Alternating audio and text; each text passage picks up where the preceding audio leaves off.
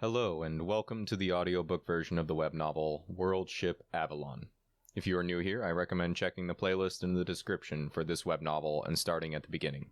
If you are not, welcome back, and I hope that all of you, new and old listeners alike, enjoy. Chapter 15. Grand Arbiter Cirillo paced furiously in the command center of her bunker. The handful of her generals that she'd had accompany her watched her nervously. None of them dared speak, for they knew well the consequences of such insolence when she was enraged. She suddenly went still, like a wild cat before pouncing on its prey. She was staring at the map of the main continent where the fighting was happening. After some moments, she seemed to have a realization and brought up an overlay. It was an overlay of the area of effect of nukes that had been buried in strategic positions. As she pondered the maps, the generals turned to each other as one and nodded. They moved to pull their sidearms to the ready. As they did so, the Grand Arbiter snapped her fingers and barked, "Betrayal!" Implants wired into each of the generals without their knowledge acknowledged the command and executed their single function. Electricity discharged directly into the spinal column of each of them, and they slumped at their seats, dead. Elizabeth had known they would turn on her eventually. Everyone did, for humans were inherently untrustworthy. She spared a moment to glance at the husks lying at the table and snorted in derision. Turning back to the strategic display, she initiated the command to detonate the nukes. If she couldn't rule this world, then no one would. Rahul sighed as he walked the streets of the new manufacturing dome. He did his best to hide his internal struggle as he walked down the street. He was a hero, after all, and had to look the part. That did nothing to calm the tempest raging in his mind, however, as he thought about recent events. The military had given him a medal and honorably discharged him for taking down that raiding fleet, which, to be fair, was a pretty good deal, all things said and done. He was out of the service a year earlier than he thought he'd be. Unfortunately, all of that came with strings attached, and now he was dancing along like a marionette to the tune of the Avalon's political machinations, which was part of the reason he was making an appearance in the new dome. He'd wanted to go for a walk to clear his head, and making random public appearances was on the list of things he was supposed to do, so it worked out. However, the walk was doing little to clear his head as he noticed people staring at him as he passed by. He couldn't really blame them. He was a living legend on this planet after all. He looked up only to be greeted by a billboard with his face on it. He suppressed a grimace and trudged on, trying to keep his eyes on the ground floor of the buildings around him. The district he was in currently had been zoned for commerce, and already the first shops were beginning to open up. A delightful smell reached his nose, and he let his nose guide him to a nearby storefront that had become a small takeout joint. His home planet didn't have many eateries, but he'd been to places like this on the Avalon when he'd taken shore leave before. He decided to wander in and was pleasantly surprised to find that it was not very busy at this time of day. As he entered, the girl behind the counter greeted him. "Welcome in. What can I get for?" She suddenly stopped mid-sentence. Clearly, she'd recognized him. Sorry about that, Mr. Bava. How can I help you today? Might I suggest the weekly special? The first food shipments have begun to arrive from out of system, so our chef has been able to really pull out all the stops, she said, after recovering herself. Just call me Rahul, he replied. He didn't want people calling him Mr. of all things when he had a perfectly good first name. He took a moment to glance at the special. It was a sandwich featuring real processed meat, a luxury on this planet. The special sounds good. Rahul took out his coin chit to pay. The girl took the chit and put in the order, her hands quivering slightly in nervousness. Rahul did his best not to notice, but her being on edge around him was putting him on edge. When the girl returned Rahul's coin chit, he put it away and turned to go sit down in the waiting area. Before he could get far, he heard the girl clear her throat. This might be a bit much, Rahul, but could I get your autograph?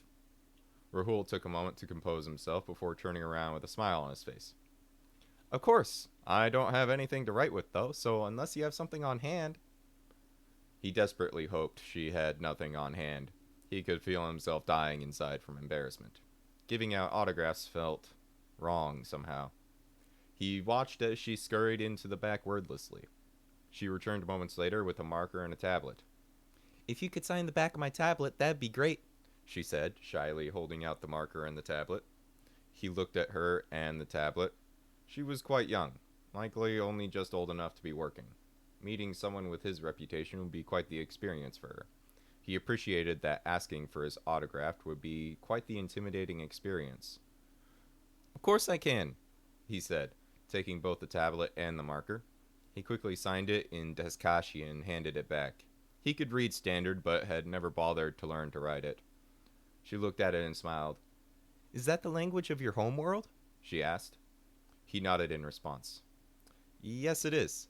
I know how to read Standard, but I can't write in it, unfortunately, so you'll have to settle for a signature in Deskashi." She smiled. "Thank you so much. I'm gonna go put this away now. I'll check on your order while I'm back there, too." She scampered off to the back, clutching her tablet to her chest tightly. He smiled at her enthusiasm and went to sit down. He realized quite suddenly that it had been his first genuine smile of the day. Perhaps he could get used to the whole being famous thing if it meant making people happy, he thought to himself. After a few minutes, the girl came out with his sandwich. He grabbed it, thanking her. She gave a little bow and asked him to come again soon. He nodded in response before leaving. He felt very overloaded from the day and quickly made his way to the small apartment he'd been allocated for his stay in the dome. Luckily, nobody stopped him on his way home. That might not be the case going forward once word got out that he was willing to give autographs. He had a feeling his next outing would be much more eventful. Bridget awoke with a start, letting out an undignified snort as her head jerked back suddenly. She stared at the terminal in front of her that had made the offending noise to awaken her. There was a message from the Community Work Association. That was strange. From what she'd been told, nobody was allowed to make job offers to technical trainees until they had finished out their 2 years of training, and she was still a month off from that. She shrugged and yawned, a strand of her dark brown, nearly black hair coming loose and marring her vision with its presence.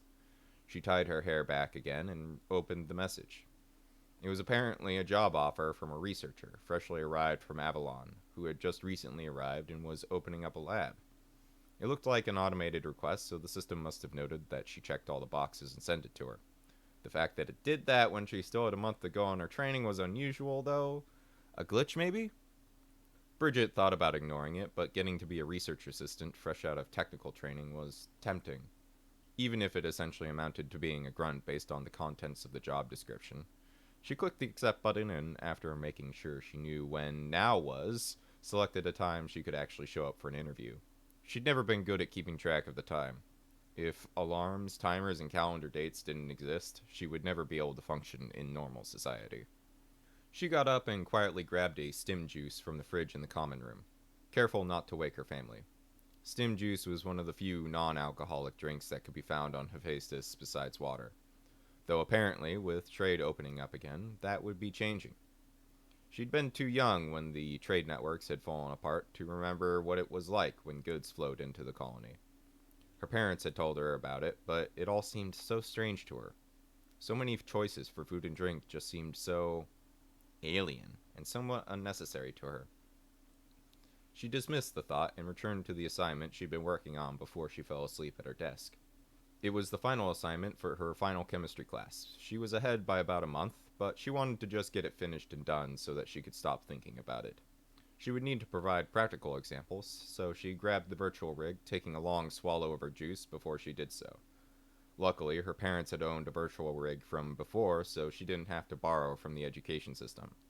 The idea of plugging into equipment that hundreds of other people had used before just creeped her out. She slipped the device onto her head, and her body went limp in the chair as she entered her virtual lab. She took a moment to relish in her personal domain, and then dove into solving the problems set forth by the assignment, taking great joy in demolishing each one. After an hour, she exited the lab and immediately remembered why it was she wasn't supposed to enter a virtual space while sitting. Her body had flopped into a very uncomfortable position, and her back had developed a sharp pain. She hobbled out of her room, juice in hand, and scrabbled for the bottle of pain relievers and the aid kit. She took two and hobbled back towards her room to try and stretch a little bit while her body worked out the pain. As she was on her way back to her room, her father exited her parents' room, yawning as he did so. The beard attempting to grow on his face overnight made him look unkempt. He was a tall man in contrast to both Bridget and her mother, who were both only slightly above 1.5 meters. He quickly noticed Bridget, even in his half-asleep state, and his eyes narrowed as his face went from sleepy to stern. "You were using the virtual rig in the chair again, weren't you?" he accused, clearly noting Bridget's crooked posture and look of obvious pain. I know, I don't need the lecture again, Dad. I'd just woken up from a nap and wasn't thinking about it. I'm gonna go stretch and try to get the kink worked out of my back. I'll be fine. Bridget vainly attempted to ward off the lecture she'd already heard several times before. She just wanted to try and fix the problem she'd created for herself, not stand there and hear about why she shouldn't have created the problem in the first place. Luckily, her father seemed to be more interested in going about his daily routine and just shook his head, harumphing slightly before saying, "Well, try and remember it next time." She nodded in response and retreated to her room. The painkillers would take more time to kick in, but in the meantime, she began doing some light stretching, and after a few minutes, was rewarded with a light pop that immediately relieved most of the tension in her muscles. She'd be right as rain in a few hours. She dove back into her assignment, this time just making lab notes. It was the more boring part, but it was necessary. Her mind lost focus as her hands danced across the keys and drifted to the interview she'd scheduled earlier. She wondered what kind of research it would be for, and more importantly, if she'd get the position. Thank you for listening to the latest addition to Worldship Avalon. Let me know what you thought of this chapter by hitting that like or dislike button and commenting below. To stay tuned for further updates, hit that subscribe button, and hopefully I will see you around again soon. Until next time, have a wonderful day.